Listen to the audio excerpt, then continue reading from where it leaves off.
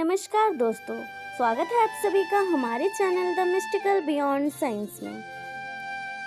किसी राज्य में एक प्रतापी राज्य हुआ करता था। वो राजा रोज सुबह उठकर पूजा पाठ करता और गरीबों को दान देता। अपने इस उदार व्यवहार और दया की भावना की वजह से राजा पूरी जनता में बहुत लोकप्रिय हो गया था। रोज सुबह दरबार खुलते ही राजा के यहाँ गरीब और भिखारियों की लंबी लाइन लग जाती थी। राजा हर इंसान को संतुष्ट करके भेजते थे। किशन और गोपाल नाम के दो गरीब भिखारी रोज राजा के यहाँ दान लेने आते। राजा जब किशन को दान देता तो किशन राजा की बहुत वाहवाही करता और राजा को दुआएं देते। वही जब राजा गोपाल को दान देता तो वह हर बार एक ही बात बोलता, हे ईश्वर, तू बड़ा दयालु है, तूने मुझे इतना सब कुछ दिया।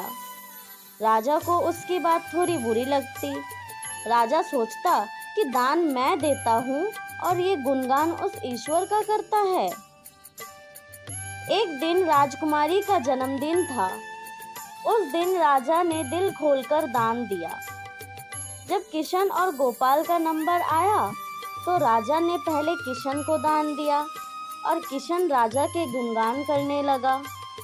लेकिन राजा ने जैसे ही गोपाल को दान दिया, वो हाथ ऊपर उठाकर बोला, हे ईश्वर, तू ही अन्नदाता है। आज तूने मुझे इतना दिया, इसके लिए प्रभु तुझे धन्यवाद देता हूँ। राजा को ये सुनकर बड़ा गुस्सा आया। उसने कहा कि गोपाल, मैं रोज तुम्हें दान देता हूँ, फिर तुम मेरे बजाय ईश्वर का गुणगान क्यों करते हो? गोपाल बोला, राजन, देने वाला तो ऊपर बैठा है, वही सबका अन्नदाता है, आपका भी और मेरा भी। यह कहकर गोपाल वहाँ से चला गया। अब राजा ने गोपाल को सबक सिखाने की सोची। अगले दिन जब किशन और गोपाल का नंबर आया तो राजा ने किशन को दान दिया और कहा, किशन, मुझे गोपाल से कुछ बात करनी है, इसीलिए तुम जाओ और गोपाल को यहीं छोड़ जाओ। और हाँ, आज तुम अपने पुराने रास्ते से मत जाना। आज तुमको राजमहल के किनारों से जाना है, जहाँ से सिर्फ मैं गुजरता हूँ। किशन खुशी खुशी दान लेकर चला गया। राजमहल के किनारे का रास्ता बड़ा ही शानदार और खुशबू से भरा हुआ था। संयोग से राजा ने उस रास्ते में एक चांदी के सिक्कों से भरा घड़ा रखवा दिया था। लेकिन किशन आज अपनी मस्ती में मस्त था। वो सोच रहा था कि राजा की मुझ पर बड़ी कृपा हुई है, जो मुझको अपने राजमहल के रास्ते से गुजारा। यहाँ से तो मैं अगर आंख बंद करके भी चलूँगा तो भी कोई परेशानी नहीं होगी। यही सोचकर किशन आंखें बंद करके रास्ते से गुजर गया। लेकिन उसकी नज़र चांदी के सिक्कों से भरे घड़े पर नहीं पड़ी। थोड़ी देर बाद राजा ने गोपाल से कहा कि अब तुम जाओ, क्योंकि किशन अब जा चुका होगा। लेकिन तुमको भी उसी रास्ते से जाना है जिससे किशन गया है। गोपाल धीमे कदमों से ईश्वर का धन्यवाद करते हुए आगे बढ़ चला। अभी थोड़ी दूर ही गया होगा कि उसकी नज़र चांदी के सिक्कों से भरे एक घड़े पर पड़ी। गोपाल घड़ा पाकर बहुत खुश हुआ। उसने कहा, ईश्वर, तेरी मुझ पर बड़ी कृपा है, तूने मुझे इतना धन दिया। और वो घड़ा लेकर घर चला गया। अगले दिन फिर से जब गोपाल और किशन का नंबर आया तो राजा को लगा कि किशन घड़ा ले जा चुका होगा। इसीलिए उसने किशन से पूछा, क्यों किशन, कल का रास्ता कैसा रहा? राह में कुछ मिला या नहीं? किशन ने कहा, महाराज, रास्ता इतना सुंदर था कि मैं तो आंखें बंद करके घर चला गया, लेकिन कुछ मिला तो नहीं। फिर राजा ने गोपाल से पूछा तो उसने बताया कि राजा, कल मुझे चांदी के सिक्कों से भरा एक घड़ा मिला। ईश्वर ने मुझ पे बड़ी कृपा की। राजा किशन से बड़ा गुस्सा हुआ।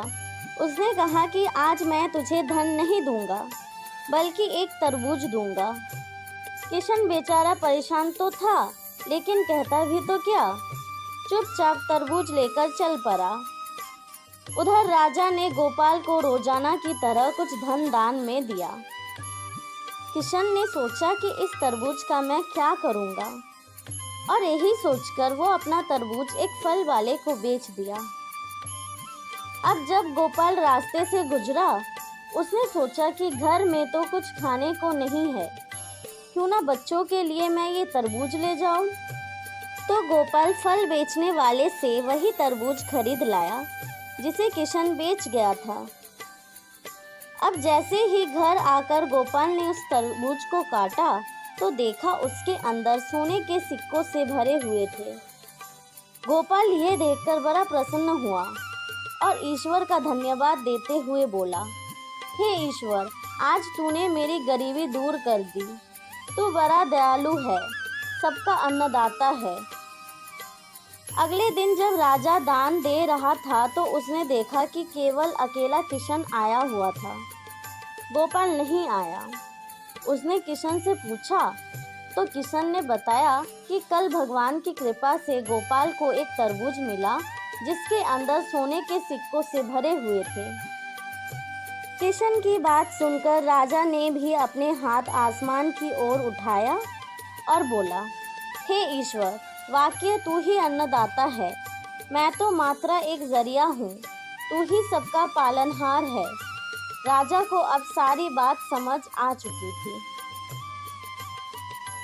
इस कहानी से हमें ये निष्कर्ष मिलता है कि कभी भी घमंड मत करना कि अगर मैं ये नहीं दूंगा तो उसका क्या होगा। मनुष्य के हाथ में सिर्फ कर्म करना है, देना और लेना दोनों ही ईश्वर के हाथ में है। तो दोस्तों, कैसी लगी आज की हमारी ये कहानी? कमेंट करके ज़रूर बताइए। लाइक, शेयर एंड सब्सक्राइब कीजिए हमारे channel the mystical beyond science को। भगवान आप सभी की इच्छाओं को पूर्ण करें। हरे कृष्णा।